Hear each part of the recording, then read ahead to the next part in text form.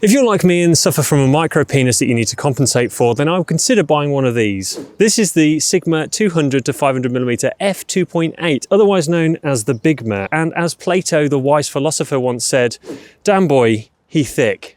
But before we can dive into that, we first need to talk about today's sponsor, Wirestock. Wirestock makes it incredibly easy for you to make money online by selling your photos and videos to some of the world's largest marketplaces, including Shutterstock, Getty Images, Adobe Stock, and many, many more. And it does this by automatically distributing your assets to each of these marketplaces for you, meaning that you only have to upload things once to a single website and then the rest is taken care for you. Simply head to wirestock.io, and once you've created an account, you can start uploading the photos and videos that you want to sell, then just choose which platforms you want to sell on, and you can track all of the sales that come through directly through Wirestock. Wirestock provides other ways to make money with your creativity too, including regular competitions that offer real cash payouts, as well as opportunities to be part of Wirestock's larger ongoing paid projects. What's more, you can even set up your own personal storefront so that you can sell directly to your own personal clients. So why not sign up for free today using the link in the description below, and thanks to Wirestock for helping support this channel by sponsoring this video. First released in 2008, this legendary lens is now getting on for 16 years old, but if you've ever heard of this lens before, then you'll know just how groundbreaking it really is. Not only because of the impressive feats of technical engineering that went into making it, but also because if you dropped it, it would quite literally break the ground, as this thing weighs a whopping 15.7 kilograms or around 34.6 pounds. But why is this lens so big? Well, all of that has to do with its large constant maximum aperture of f2.8, and in fact it was the world's first ultra-telephoto zoom lens to offer an f2.8 aperture at a 500mm focal length. The lens elements inside this thing are just so large that it even needs its own battery-powered motor in order to zoom and focus properly, which is whisper quiet.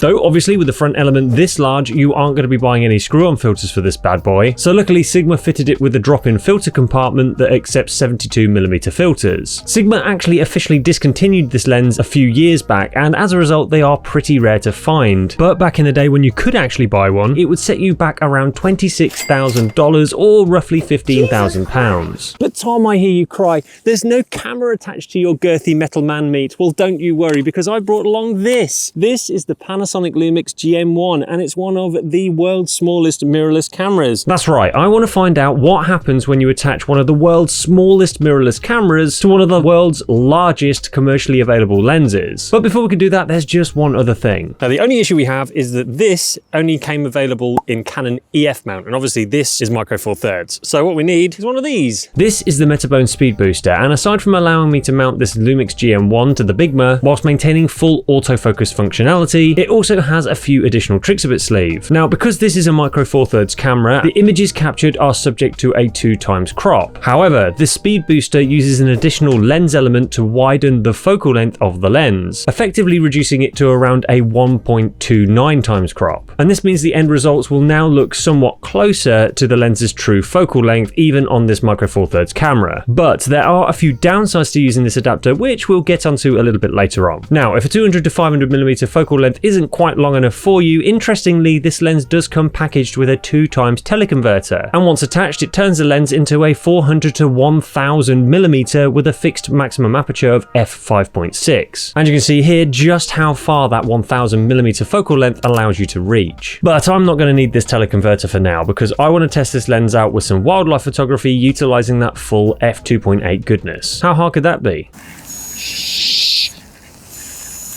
Now, if you do a bit of research on this lens online, you may see some websites suggesting that this lens was developed for the military to spot Osama bin Laden in a cave in Afghanistan somewhere, but that is obviously not true. What it was really developed for was taking photos at your local duck pond.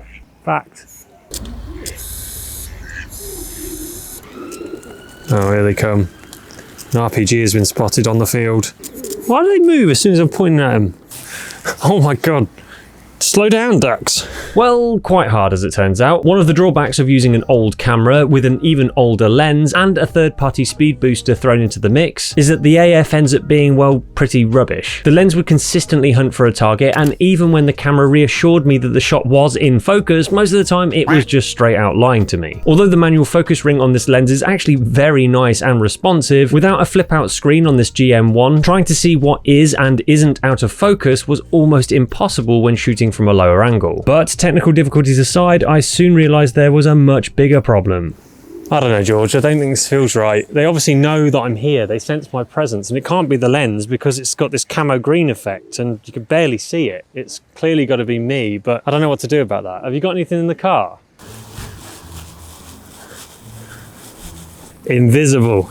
Just call me John Cena of the duck world. With the aid of my cunning new disguise, I finally managed to capture a handful of passable shots. And when the focus decided to actually lock on in the correct place, the sharpness of this lens is pretty impressive even when shooting at the maximum aperture of f2.8. But I was hungry for a greater challenge. Instead, I wanted to photograph something higher up in the food chain, something with a touch more intellect than these featherbrain fowl, well, in some cases. So I headed off into town to see how this setup would cope with some street photography.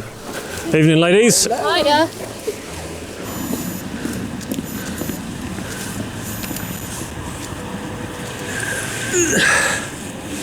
It's alright, I've got it. Unfortunately, it seemed that the size of my lens was drawing too much unwanted attention, so I needed to hark back to the experience I'd gathered earlier in the day from shooting with the ducks. George, you're scaring them.